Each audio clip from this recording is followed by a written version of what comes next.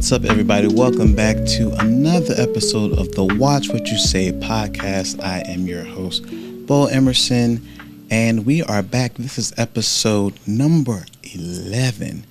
And last episode, we kicked things off because it was, and still is, Black History Month. And so I have another hoodie on. And this hoodie says Black History, not month, 24/7, 365. That's how we're going this month. But this episode is titled The Power of Becoming. And our theme is centered on growth, identity, and embracing transformation, right? And so what's been going on?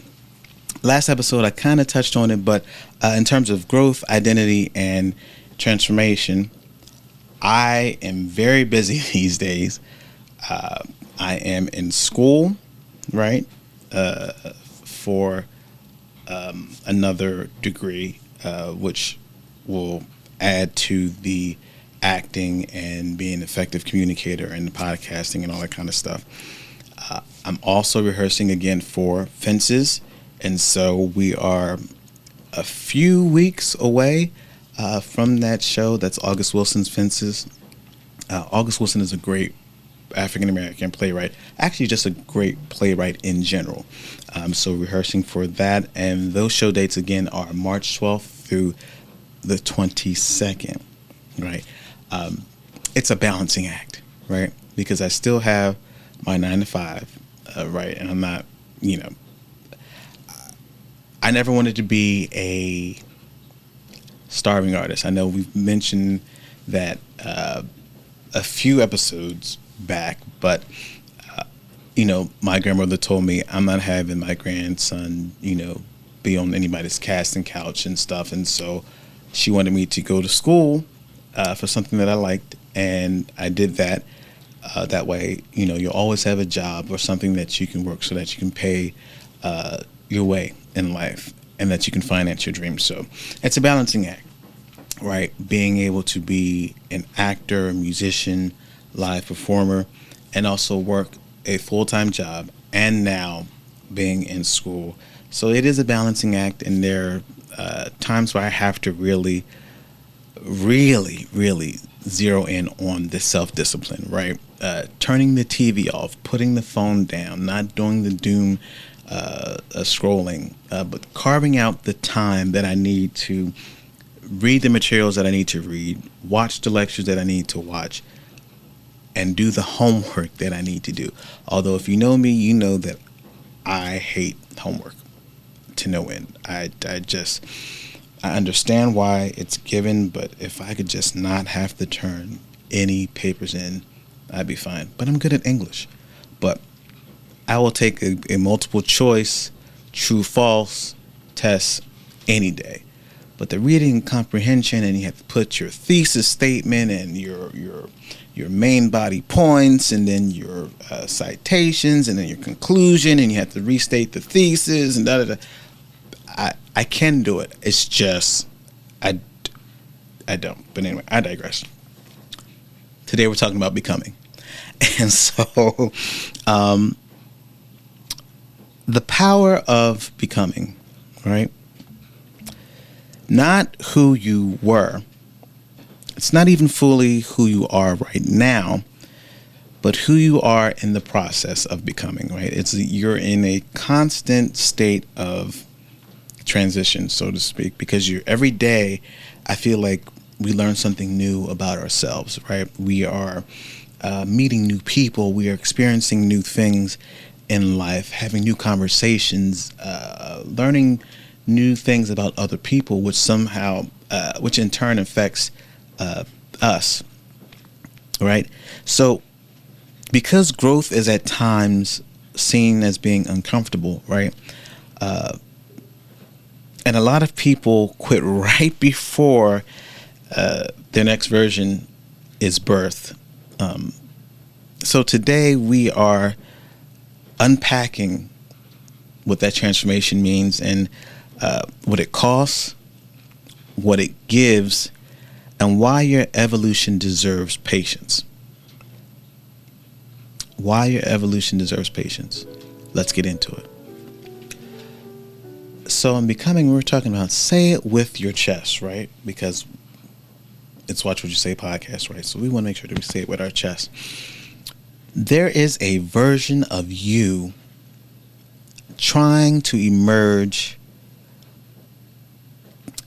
and your comfort zone is fighting it, right? It's clashing heads, right? The old you versus the new you in that transition period, right? We talk a lot about success, right? We talk about dreams, but we don't talk enough about the identity shift that occurs when we are becoming, right? When we are building the life that we say that we want for ourselves. So becoming essentially requires three things. The first is letting go of outdated stories that you tell others, and stories that you believe about yourself, right? Some of us are still introducing ourselves using old chapters, old failures, old labels, old limitations, old habits, right? I am certainly guilty of that sometimes, especially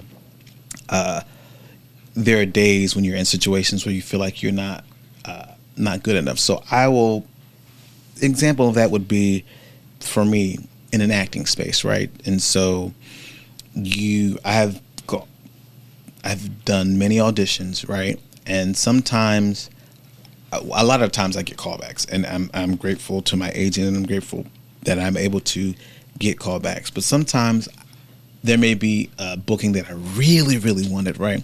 But then I don't get it. And so when that occurs, sometimes my default setting is you're not good enough. My default setting is you're not handsome enough. My default setting is you're not fit enough. My default setting is it could be a number of things, but that negative self-talk, the failures and things and conversations that I have with myself that sometimes are not even true, but it's just something that I've made up in my own mind. So we have to be conscious of that. But if you keep narrating your life from the past, you will never be able to live in the present. Secondly, tolerating the awkward middle, right? And a real world example of that would be when I grew my hair out. Probably in 2020, 2021, during the pandemic, a lot of us were home, right? And so we were not going out to the barbershops and getting our, bi-weekly haircuts like we would. And so the first few months, I can actually cut my own hair and I can shape myself up, but that's neither here nor there. But I let my hair grow out. And so there's that awkward middle stage where it's like, I can't brush it to get the waves, right? But it's not long enough to be curly or coily. So it's kind of like it's an awkward stage. And there'll be times when I just want to be like, cut it all off and just start from scratch, or cut it down to the waves, or that middle ground is like, and then the beard is going and starting to look like the wolf man, all that kind of stuff. So the awkward part of life, the awkward part of transition in the middle is something, right? Becoming is messy. You are no longer who you were, but not yet who you're meant to be. And that in-between space, it feels so uncertain. And that's where most of us begin to panic, right? But the middle should be considered as a sacred space, right? It is where the refinement process happens.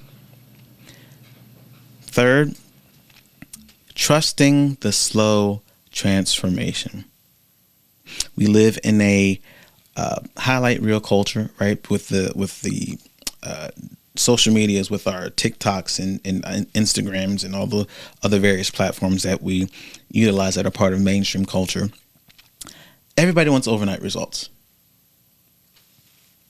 We all want overnight results, right? If I could instantly have a six pack, I would. If I could instantly, have washboard abs like Michael B. Jordan or I don't know, somebody else, whatever. If I could just be like instantly fit, I would. If I could take a pill, or if I could wave the magic wand or snap my fingers and be, of course I would. But it's not going to happen, right? Real growth is quiet. It happens in the night season, right? It happens in discipline. It happens in repetition, and it happens in our unseen decisions, right? Again, so that speaks to, being in school now. It is, when I come home from work, do I take the 2 hours to read the materials that I need to study, to take the quiz, to begin writing the outline for the paper that's due in 5 days? Or do I watch TV or watch a game or fall down the YouTube rabbit hole, and then am panicking when I don't get started on that homework or doing any of the reading material until the day it's due, right? That's not good. So again, the transformation part is a slow process, but it takes discipline, it takes repetition, and it takes, again, doing the work when nobody's clapping for you. And the people who master becoming are the ones who find a true respect for the process. You don't wake up successful. You wake up committed. And now we're going to get into some culture in context, right? Today's culture glorifies reinvention, but often without substance, right? Probably the most jarring, shocking example of reinvention has to do in pop music. So when you think about reinvention, you think about somebody like a Madonna or a Lady Gaga, somebody who's just like pushing the envelope and just doing things to like shock value and, meat dresses and cones on, just all kind of crazy stuff that, yes, at times complements the music, complements, or Janet Jackson complements where the artist is in their artistic expression. So when you think of reinvention, you kind of think of that. Or, somebody who maybe lives in a small town or grew up in a small town and they moved to a big city. And so they reinvent themselves, for better or for worse.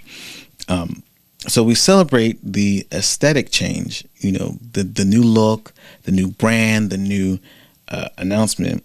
But true becoming is internal before it's external, right? It begins in the mind, right? So I think the saying is, so a man thinketh, so is he, I believe. So what you think about yourself matters, right? The words we say to ourselves matters. The inner dialogue that goes on matters, right? It once you are secure with who you are on the inside, and once you speak to yourself on the inside, it manifests on the outside. There's sometimes people say, oh, you have a glow about you, or your aura, right? That's the new word now. Your aura is really present. And so that comes from you being assured on the inside, right? Social media teaches performance, right? Growth teaches integrity. I say it again. Things like avenues such as social media teaches performance, right? That highlight clip, that best take, that the best part of your day, all that kind of stuff. But growth teaches integrity. And an example again for me is saying no to some opportunities, right? Not every acting gig, singing gig, entertainment gig booking is right for me, right? It doesn't necessarily align with my particular brand, right? Although as an actor, there's no part that I would not play. But with anything that I do, I make sure, I attempt to make sure that it is done with integrity and that I am playing the long game. I'm not in this for instant gratification. I'm in this for the longevity, for the career, for, it takes 10 years, right? 10, 15 years to be an overnight success, right? There's the studying and the on-the-job training and the classes that you take and the people that you meet and the relationships that you build are all a part of the growth as it relates to integrity. And there's a difference between rebranding and rebuilding. Rebranding is cosmetic, right? That's talking about the outside, but rebuilding is structural. And so ask yourself, are you changing how you appear or how you operate? Are you chasing validation or cultivating alignment? Right? Chasing validation is, again, hopping on the latest trend, right? Trauma posting.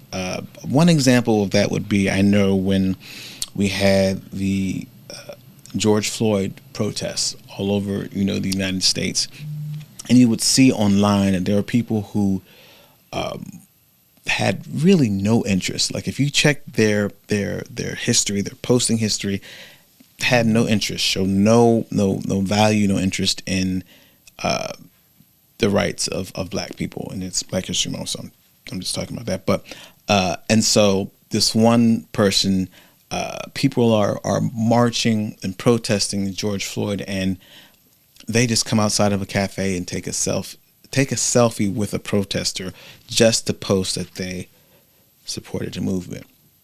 That's chasing validation to get the likes and to get the reshares and the clicks. Not so much cultivating alignment and changing who you are as a human being for the better. Because becoming isn't about impressing people. It's about honoring your potential. And the irony of all of that is when you focus on alignment, the impact flows naturally. And so now we are going to, in a roundabout way, I had mentioned that we were going to get into this segment, Not My Story to Tell. And so this is just kind of a brief introduction of this. Next episode, we're going to actually start really reading your listener stories. But I want to share a reflection that a listener sent in about feeling stuck between versions of themselves. And what they essentially said, outgrowing old spaces, but afraid to step fully into a new one, right? And if that is you, hear this. Outgrowing environments is not betrayal. It's evolution. Sometimes people resist growth, right? We resist growth because it is uncomfortable, because it forces us to confront our own stagnation. But it is our responsibility to not shrink in those moments of discomfort.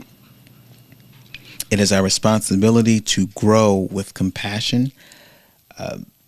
Again, being empathetic and having the word escapes me, but just taking time and being patient with ourselves as we grow, as we are refined in the process of becoming. Sometimes, again, we resist our growth because it forces us into uncomfortable places. But we cannot shrink in the discomfort, right? That's when we grow. That's where we find our voice. That's where we reshape and retool our message. You don't have to burn any bridges, but you also don't have to live on them forever, right? Growth is not abandonment. Growth is expansion. Growth is expansion. So do not be afraid to grow. And next week we will have our a full Not My Story to Tell listener letter. And now some audience reflection, right? Because we're friends. You guys have been with me. This is 11 episodes in now, right? And if you're just joining a part of the Watch What You Say podcast family, welcome. But take a moment and ask yourself, right? What habits belong to the old version of me? What mindset does the next version of me require? What am I postponing out of fear? And so that last one just kind of hit me right here, because what are we postponing out of fear? I know that I and my co-producer extraordinaire, Mike Klein, can probably attest to this.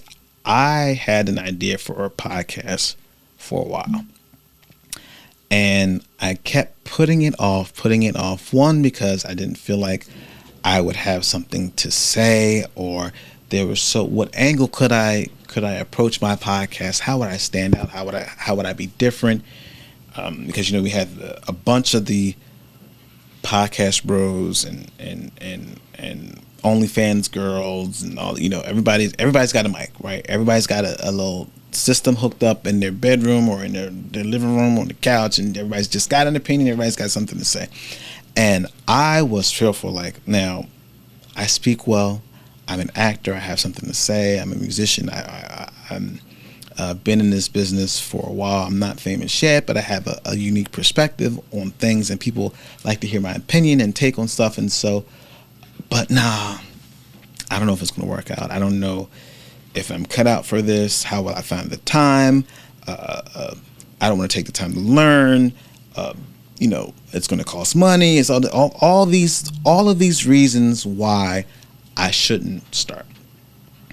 And so finally, last May, actually really maybe a month or so earlier, I was talking to Mike, and he is a podcast producer, does graphic design, all that kind of stuff, and he had been working on a podcast of some famous other podcasters and doing work, and he's played.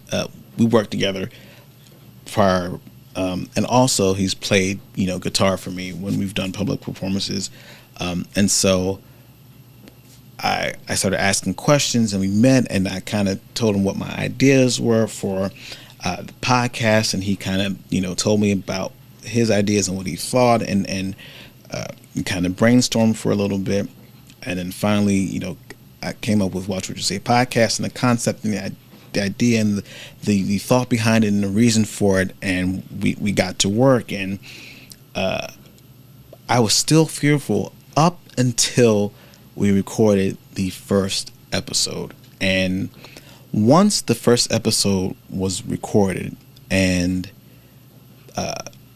it was Mike edited and it was up, and it was like, wow, I did it. I was so fearful. I was just like I almost frozen in a sense, like I don't know if this was a good idea. What are people going to say? What are people going to think? There's going to be all these opinions. What if nobody watches? All these kind of things are going through my mind. And once the first episode was up and running, and I started hearing from people that, I'm glad you did this podcast. I watched it on YouTube, or I saw the clip on your IG, and I identify with what you're talking about, or that made me think, or I changed my mind because of something you said, or you have a good podcaster voice, or you look. That continued to be affirmation that I was going in the right direction. And then here we are, 11 episodes in, many more to go.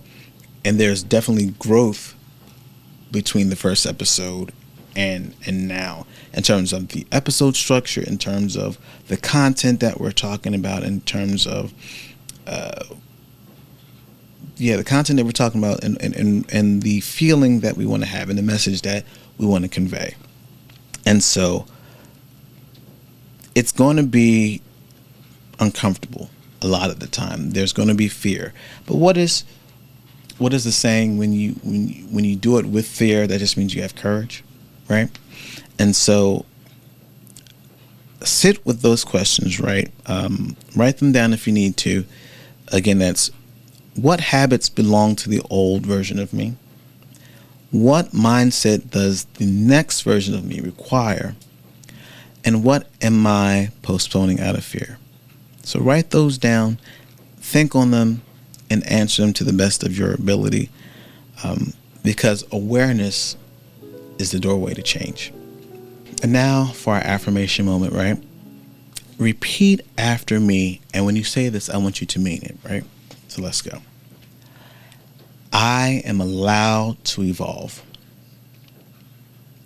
I am not trapped by my past. Growth is uncomfortable, but it is necessary. I trust the version of me that is emerging. I honor the process of becoming. Now take a breath and then release. That is your power. That is your power. And in closing, right, here we are for our final word. Thank you for tuning in to this episode about becoming, because we are always in a constant state of transformation and evolution, right? So here's the final word. Becoming is not about perfection. It is about direction, right? Every day you choose alignment over fear, discipline over excuses, and truth over comfort. You move closer to the person you were designed and meant to be. And remember, the world doesn't need a polished version of you, right? We don't need the glossy, perfected, no mistakes, robotic version of you. We want what's real. We want what's authentic. It needs to be honest, and honest in motion. So thank you for listening to this episode of the Watch What You Say podcast. Again, you can find us on Spotify. You can find us on YouTube. We are coming to Apple Podcasts soon. Merchandise will be on the way. Some really cool ideas that everyone will be able to use. Like, share, comment, spread the word about this podcast. We're not going anywhere. We are here to stay. I have something to say. I'm here to be a source of encouragement, not only for myself, but for you, the listener. We are a family. And if this episode resonated with you, again, share it with someone who is in their becoming season. And until next time, remember to watch what you say, because your words are building your future. Your voice matters, and you are the only one inside and outside of time that will ever exist. And that, my friend, is your superpower.